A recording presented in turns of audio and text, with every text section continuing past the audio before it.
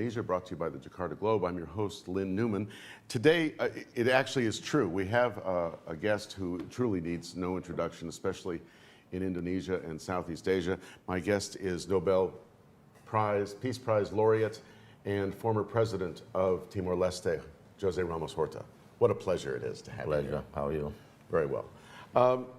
You were in town for an event on Tuesday on peace and reconciliation in Southeast Asia that was sponsored by the Strategic Review. Tell us about peace and reconciliation in Timor Leste. What's the state of play? Well, the events of '99 were preceded by 24 years of occupation.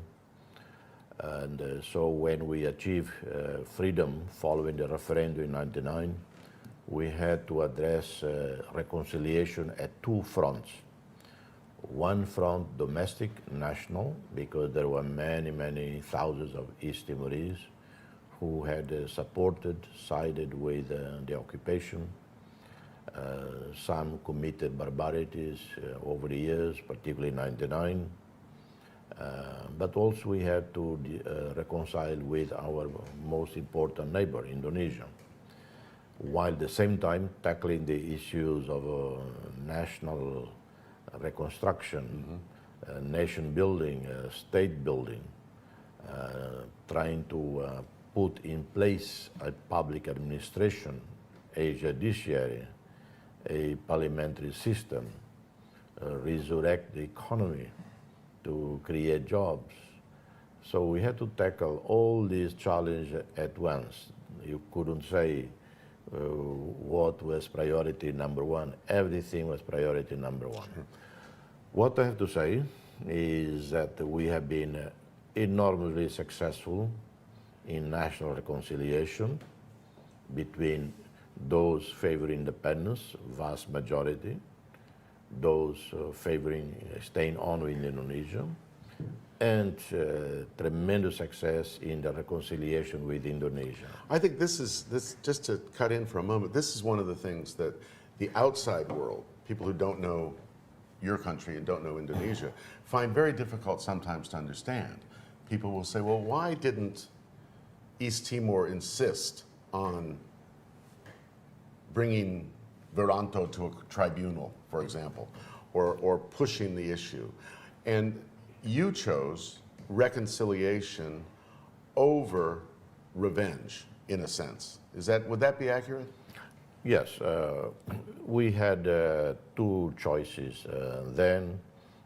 One was to heed the emotions, to go with emotions, to go with some vocal pressure from the international community, some hypocritical, because those who were calling for international justice were the ones who, until '99, were supporting the Suharto regime. As the Suharto regime ended, Indonesia struggled to build a democracy.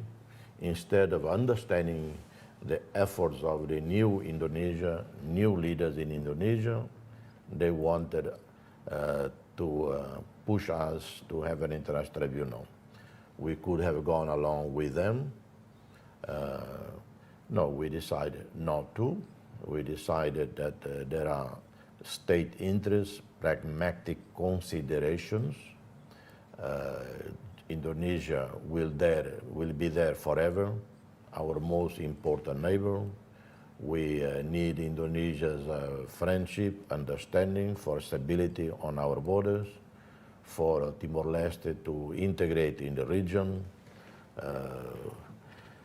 But also it was not only the dictates of pragmatism, because that can be cynical. You do something because you know you have no choice. No, it was not only that. We also were sympathetic to the post-Suharto Indonesia. Well, in a very real way, obviously, Timor Leste would not have gained its independence at the time it did had Indonesia not begun the reformasi process with the ouster of Suharto. Exactly. I have said so many times over the years to our people, to everyone in my country, We freed ourselves in 99 because the Indonesians freed themselves. We didn't defeat Indonesia militarily. Our freedom happened partly because of the events in Indonesia itself, when tens of thousands, hundreds of thousands came to the streets in Jakarta and around the country, putting an end to the 30-year dictatorship in Indonesia, which then paved the way for a dialogue with us, with the United Nations, with Portugal, leading to a referendum. And when the referendum turned out in favor of independence, even though Indonesia was in turmoil in 98, in 99, when the president, and it was a weak president, Sure. B.J. Habibie, was not like a strong man, and ordered the military to order the result of a referendum and leave the country, they left. That was remarkable. They left in a somewhat sloppy way, but they did leave. Yeah, but the destruction, the killings was not done only by the Indonesian side. It was done by East Timorese elements also, the so-called militias, you know.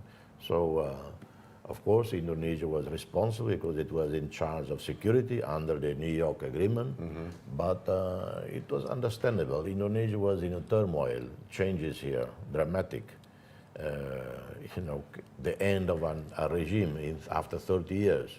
And the army was, you know, unmotivated, you know, because many of its men died in East Timor. It was a very emotional time Yeah, in very Indonesia, emotional, and I can remember speaking to veterans of the Indonesian armed forces who fought in East Timor, and were very bitter at the time. Yes, exactly. But yeah. everybody took a deep breath and stepped back. Exactly. Yeah. You know, when you send an army to fight under the pretext of the propaganda at the time of the state, and then many years later, many days later, you tell them, okay, now you leave.